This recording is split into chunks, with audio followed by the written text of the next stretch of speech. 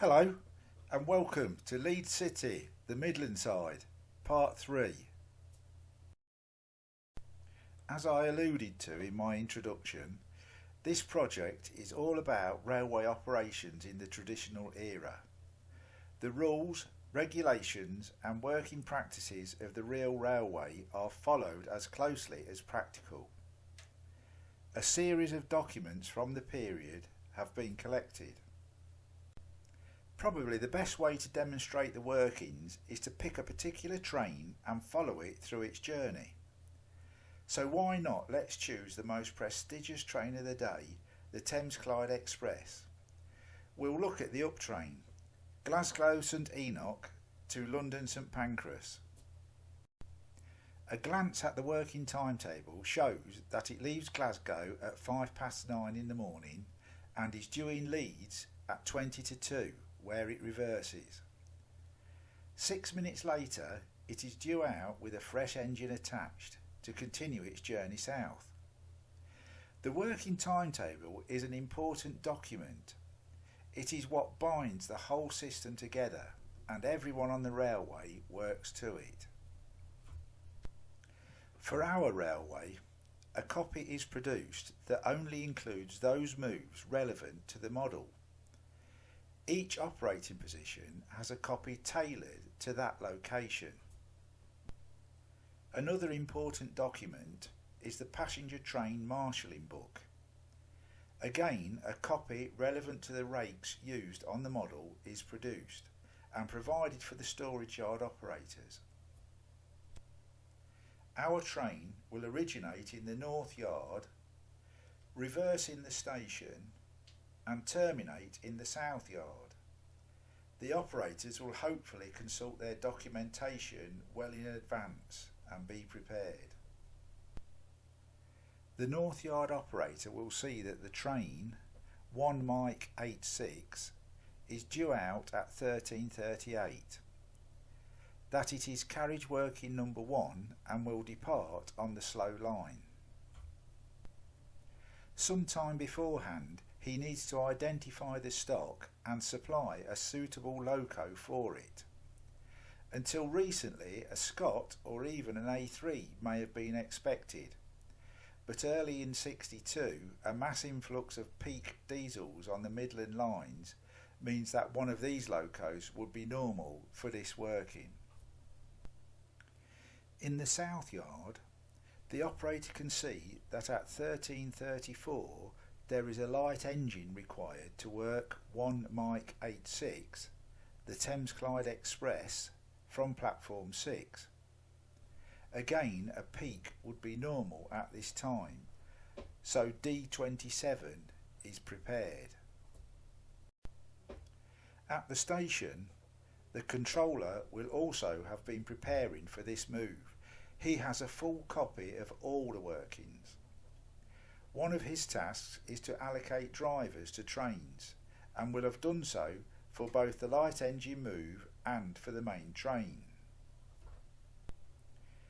He will also have agreed with the signalman at Leeds City Wellington how to deal with the light engine when it arrives and where to position it for coupling to the train efficiently. Time is of the essence. The light engine driver reports to the South Yard and is informed where his loco is. Once all is ready, the loco is offered to Leeds City Junction, who should be expecting it and accept. Leeds City Junction will immediately offer it to Leeds City Wellington, who should also be expecting it and accept. Signals will be pulled off, but the driver knows he must not proceed until his departure time, 13:34. 2 minutes are allowed for the run into the station. Normal practice is to run light engines into platform 4, then reverse them out onto the departure line to await arrival of their train. This is a good position to be in, ready to back straight down once the train is at a stand in the platform. All is prepared in the North Yard, so 1 Mike 86 is offered to Leeds City Junction a couple of minutes before time. There is a slight delay in getting the line clear. The road must first be set to release the lock-in on the block instruments. Leeds City Junction offered the train to Leeds City Wellington, and all being well, the signals can be pulled off, including the distance to indicate a clear run in.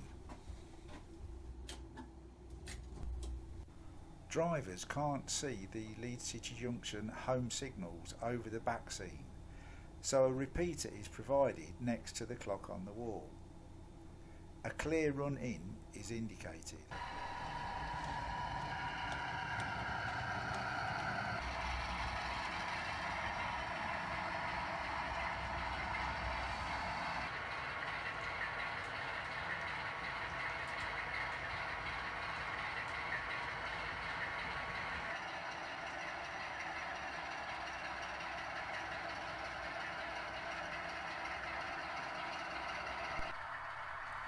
With the train safely in platform 6 and the fresh loco attached, it is time to get the road for departure.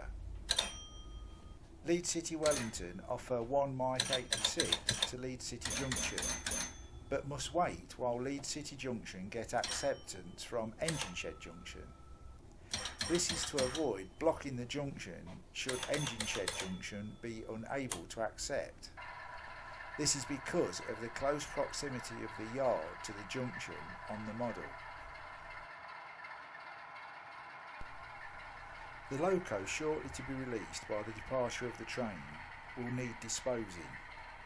This is the job of the loco shunt operator at the front of the layout. The loco follows out as far as the first stop signal and awaits instructions. Usually, he will be signalled to return to shed. Sometimes he may be used for a shunt or directed to the sidings. This loco, having worked in from Glasgow, will be sent to the shed for servicing.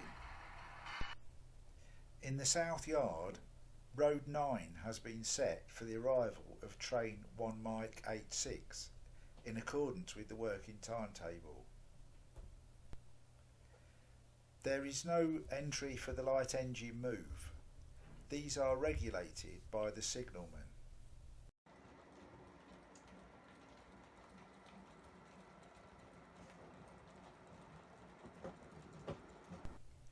D27 is released by the loco cassette and will be sent to the loco storage sidings.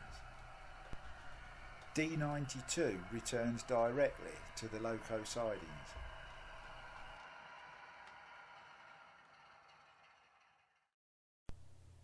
In the next part, we will visit the station and observe the train workings during the busy morning period.